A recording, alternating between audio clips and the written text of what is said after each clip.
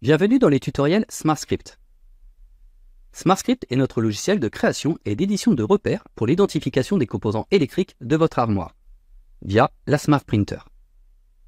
Retrouvez en description de cette vidéo le lien pour télécharger SmartScript.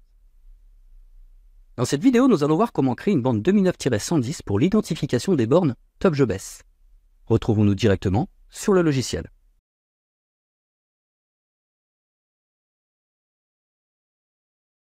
Pour créer un nouveau projet, nous allons cliquer sur Menu puis Nouveau projet, où nous allons cliquer directement sur cette icône. La fenêtre Créer un nouveau projet s'ouvre. Nous allons pouvoir saisir ici la référence du consommable que nous allons utiliser. Pour cet exemple, nous allons utiliser la bande TopJobS 2009-110, la bande qui permet le repérage fonctionnel des bornes TopJobS. Si on souhaite placer cette référence en favori, nous pouvons cliquer sur cette icône. Et nous retrouvons ici la référence en favoris. Vous pouvez ainsi vous créer votre liste de favoris pour gagner du temps. Pour créer le projet, nous allons sélectionner la 2009-110 et double-cliquer dessus. Notre projet est créé. On retrouve ici le point de départ de notre projet. L'outil gris se trouve à droite de l'écran. Cet outil va nous permettre de structurer notre bande TopJobS en fonction de notre bornier. On retrouve ici toutes les séries compatibles avec la bande TopJobS. Pour cet exemple, je vais sélectionner la série 2002. Ce sont des bornes au pas de 5,2 mm. Et c'est les bornes qui permettent la connexion des fils en 2,5 mm². Une fois la série sélectionnée, je vais cliquer ici sur Ajouter une ligne. Et je vais régler ici le nombre de bornes nécessaires. Pour cet exemple, 10. Je vais sélectionner ici la plaque d'extrémité et je vais cliquer sur le bouton Ajouter pour projeter mon bloc. Je retrouve bien mon bloc à l'écran avec 10 bornes et la plaque d'extrémité matérialisée ici. Je vais continuer la structure de mon bornier. Je vais sélectionner la série 2001 au pas de 4,2. Je vais régler ici le nombre de bornes, 20. Et je vais cliquer sur Ajouter ligne car je souhaite faire un repérage fonctionnel.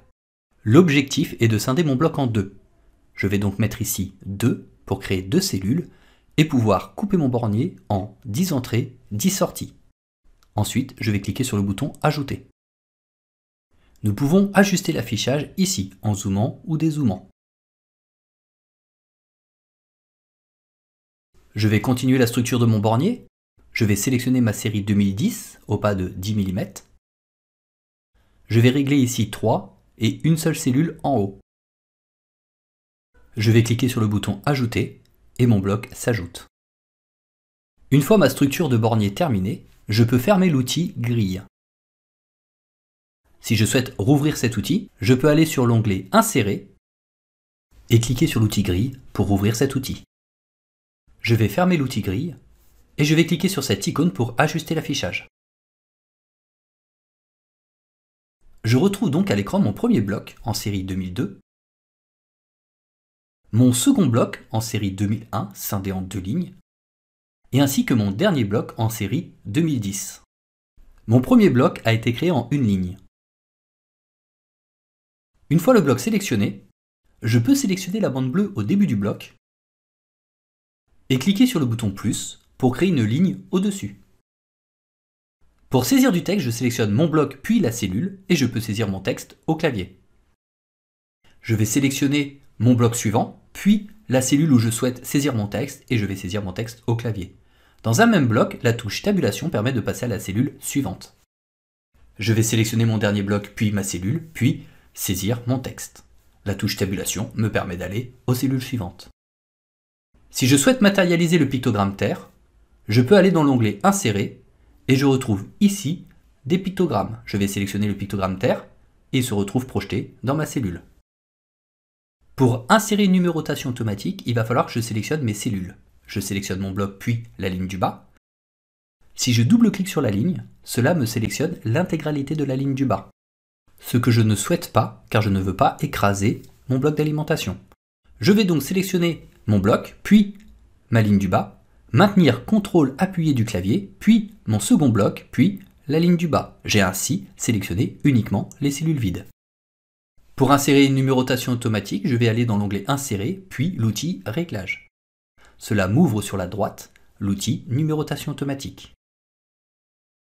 Je vais régler ici une valeur de départ, puis une valeur de fin. Pour cet exemple, je vais mettre 30 et je vais cliquer sur Appliquer et la numérotation automatique s'effectue. Je vais fermer l'outil numérotation automatique. Et si je souhaite ajuster la police, je peux sélectionner mon bloc puis la ligne du bas, je double-clique pour sélectionner l'intégralité de la ligne du bas, et sous l'onglet Home, je vais retrouver la police ici. Je peux par exemple incliner le texte. Je peux faire la même chose pour la ligne du haut, je sélectionne la ligne du haut, je double-clique dessus pour sélectionner l'intégralité de la ligne du haut, et je vais pouvoir ici modifier par exemple la taille de la police, je vais mettre 12. Si le texte passe en rouge, c'est que du texte sort de la zone. Soit une fois toutes mes cellules sélectionnées, je fais une modification globale de mon texte, ou alors je sélectionne la cellule avec le texte en rouge, et je clique sur le bouton Auto pour automatiquement compresser le texte pour faire rentrer l'intégralité du texte dans la cellule.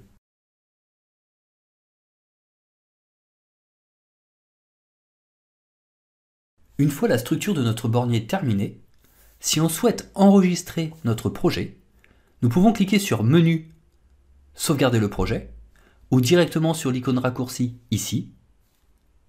Je vais nommer le projet et je vais cliquer sur Enregistrer. Une fois le projet enregistré, nous le retrouvons ici. Si nous fermons le projet, pour le rouvrir, il suffit de double-cliquer sur l'icône.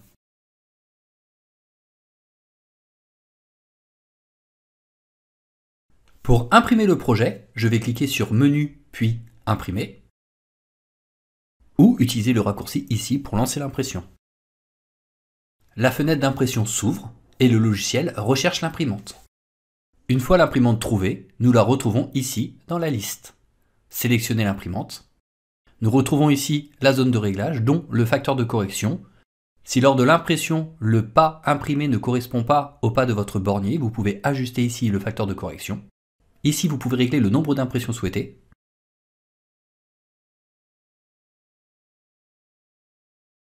Pour lancer l'impression, nous allons cliquer sur le bouton Imprimer. Pour cet exemple, je vais cliquer sur Annuler.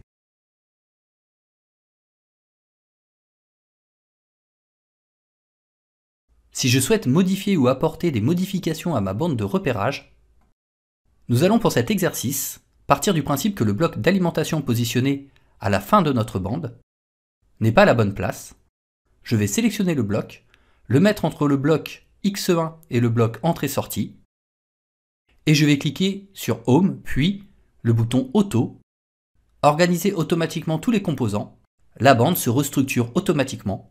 Alimentation se retrouve entre X1 et Entrée-Sortie. Si, au moment de la création d'un bloc, je me suis trompé dans la série, par exemple ici j'ai sélectionné la série 2010, mais je me suis trompé, je sélectionne le bloc et sous l'onglet Spécial, je vais retrouver ici les séries. Je vais sélectionner une autre série, la série 2016, et nous allons voir que automatiquement le pas est ajusté. Je vais cliquer sur Home, puis Auto pour réorganiser automatiquement ma bande. Le raccourci de ce bouton se trouve ici. On peut cliquer directement sur le raccourci.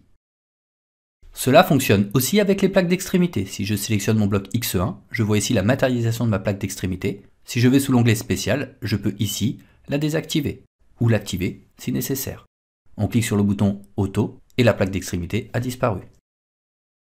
Si on a besoin de rajouter une borne, on sélectionne la cellule, puis on clique sur le bouton Plus, cela duplique la cellule.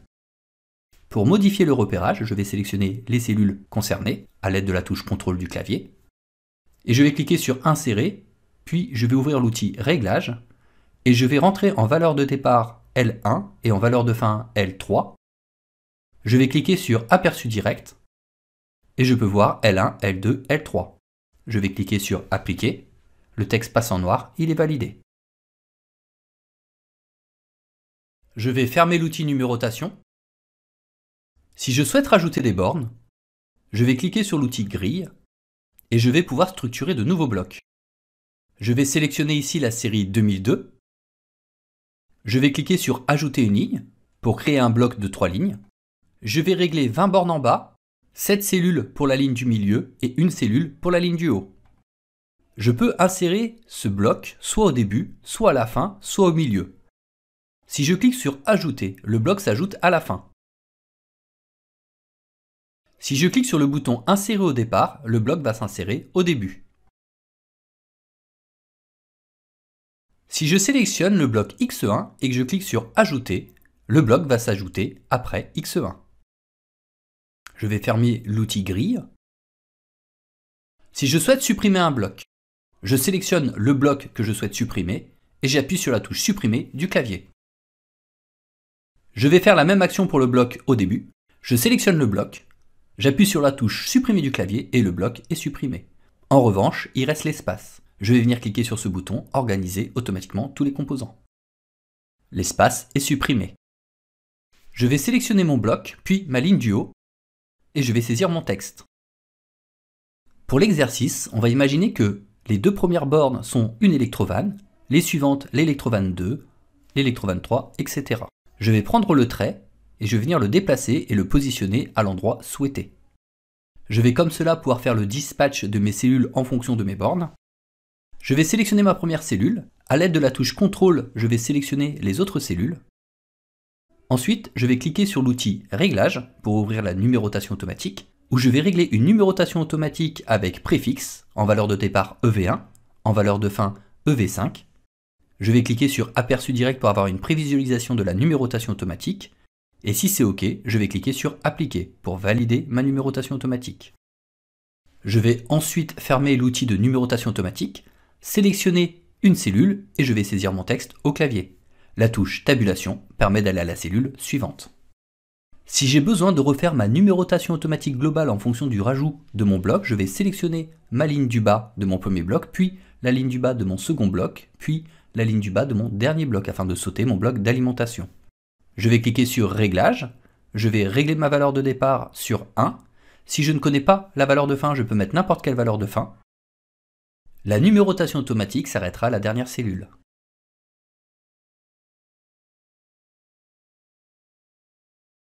Si j'ai besoin de rajouter 10 bornes sur un bloc, je sélectionne le bloc, puis la cellule, je fais un appui long sur le bouton plus et je rentre ici la valeur souhaitée, pour cet exercice 10. Je clique sur OK et cette cellule sera dupliquée 10 fois. Il faudra ensuite ajuster la numérotation automatique. Je vais sélectionner la ligne du bas, cliquer sur l'outil Réglages et je vais modifier ma numérotation automatique. Je ne vais pas modifier ma valeur de fin, je vais sélectionner ici texte d'intervalle. Je vais me mettre en aperçu direct. Je vais régler ici 2. Et toutes les 2 bornes, je vais pouvoir insérer du texte. Ici, le texte PE. Tant que le texte est en vert, la numérotation n'est pas appliquée. Je vais donc cliquer sur le bouton Appliquer. Le texte va passer en noir. La numérotation automatique a été modifiée. Si à la place du texte PE, je souhaite un pictogramme, je vais sélectionner la cellule PE, maintenir CTRL, sélectionner l'ensemble des cellules où il y a écrit PE,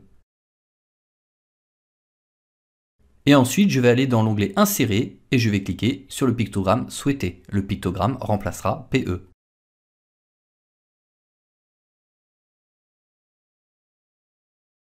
Si j'ai un élément qui revient systématiquement sur mes borniers, comme par exemple l'alimentation, je sélectionne mon bloc alimentation, je fais un clic droit et je vais cliquer sur Enregistrer dans la collection.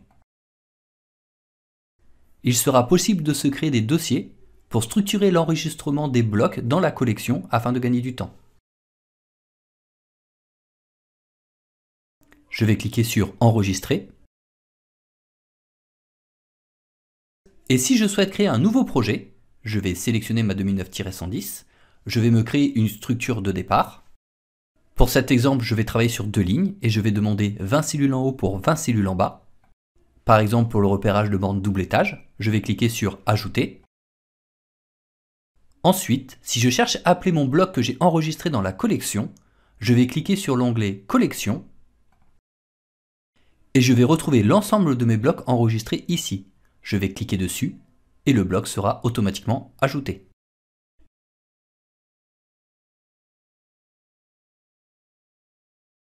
Je vais sélectionner mon bloc de 2 lignes, je vais cliquer sur Insérer, puis Réglages, et je vais régler une valeur de départ à 1 et une valeur de fin à 40. Je vais désactiver mon texte d'intervalle, je vais cliquer sur Aperçu direct et je peux voir ici ma numérotation automatique avec mes impairs en haut, mes pairs en bas. Je peux, via cette icône, modifier le réglage, soit de haut en bas, soit de bas en haut, ou alors en ligne. Une fois le choix du réglage fait, cliquez sur Appliquer pour valider.